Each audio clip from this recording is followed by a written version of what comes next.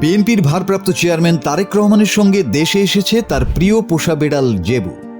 বৃহস্পতিবার সকাল 11:40 দিকে তারেক রহমান বিমান বাংলাদেশ এয়ারলাইন্সের একটি ফ্লাইটে ঢাকার হজরত শাহজালাল আন্তর্জাতিক বিমানবন্দরে অবতরণ করেন। এ সময় তার সঙ্গে বিড়াল জেবু ঢাকায় আসে।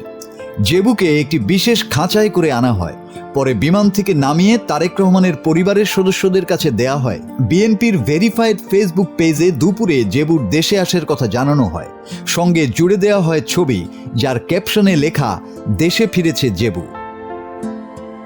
এদিকে তারেক রহমানের দেশে ফেরার ঠিক কয়েক ঘন্টা আগে সামাজিক যোগাযোগ মাধ্যমে আনুষ্ঠানিকভাবে আত্মপ্রকাশ করেছে জেবুর নিজস্ব একটি ফেসবুক পেজ। সাইবেরিয়ান জাতের লোমশ এই বিড়ালটি মূলত তারেক রহমানের কন্যা জাইমা রহমানের পোষা বিড়াল।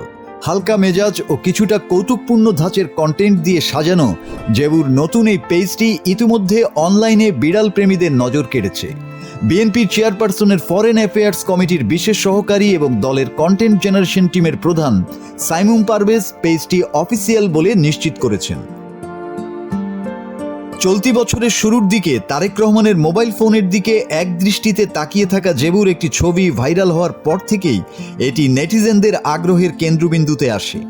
এরপর জেবুর আরও কিছু ছবি সামাজিক যোগাযোগ মাধ্যমে ছড়িয়ে পড়লে বিশেষ করে তরুণ প্রজন্ম ও বিড়াল প্রেমীদের মধ্যে ব্যাপক কৌতূহল তৈরি হয়। মাসুদ হাসান, বাংলা টিভি।